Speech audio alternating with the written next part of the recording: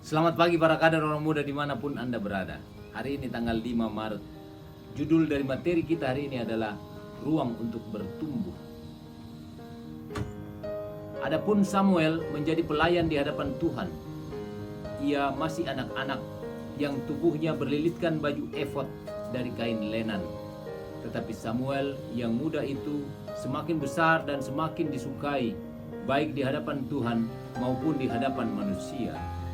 Samuel yang muda itu menjadi pelayan Tuhan di bawah pengawasan Eli, dan Tuhan menyertai dia.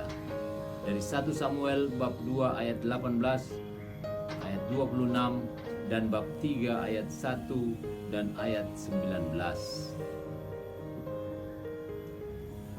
Para kader yang saya cintai dan saya banggakan, pemimpin di beberapa organisasi tidak menyadari pentingnya menciptakan iklim yang kondusif untuk membentuk calon pemimpin.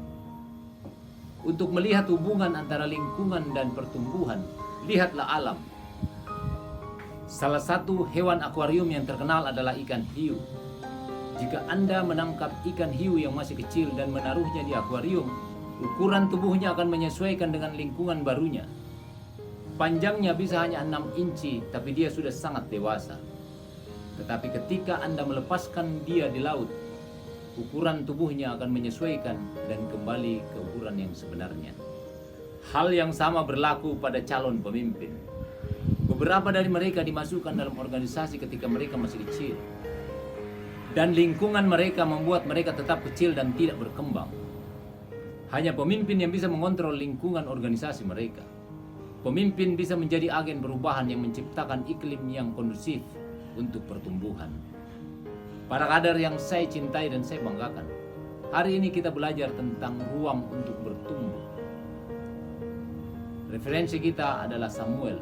Samuel yang bertumbuh di lingkungan yang benar.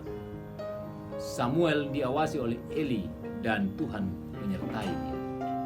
Contoh kecil yang kita lihat dari alam tadi menunjukkan hubungan antara lingkungan dan pertumbuhan.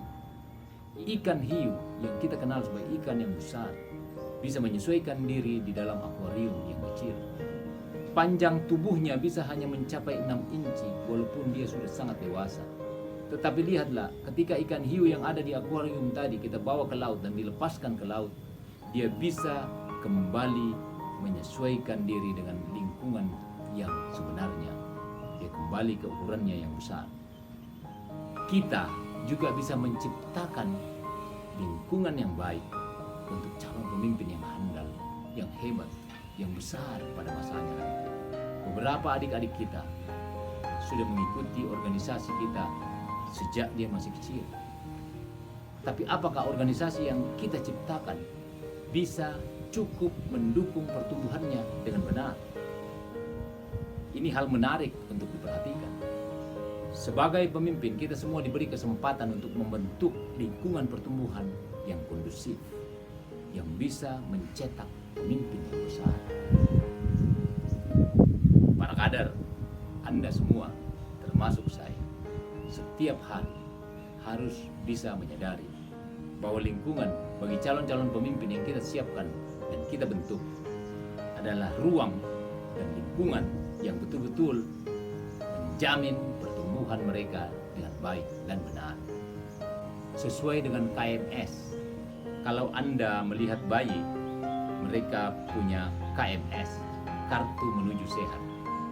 Di dalam KMS ada data-data dan ada grafik pertumbuhan yang memperlihatkan pertumbuhan dari sang bayi. Calon pemimpin yang kita siapkan dalam organisasi kita juga mestinya punya KMS, kartu menuju sehat. Di dalamnya mestinya bisa kita lihat ada grafik pertumbuhan yang benar. Jika pada satu ketika grafik itu berhenti dan tidak bertumbuh lagi, maka kita sebagai pemimpin harus menciptakan ruang yang baru buat mereka supaya pertumbuhannya optimal. Para kader, pertanyaan kita hari ini, lingkungan macam apa yang Anda punya untuk mengembangkan calon pemimpin? Selamat belajar dan berlatih terus-menerus untuk bisa menciptakan ruang pertumbuhan yang optimal bagi calon pemimpin yang kita siapkan. Tuhan memberkati kita semua. Amin.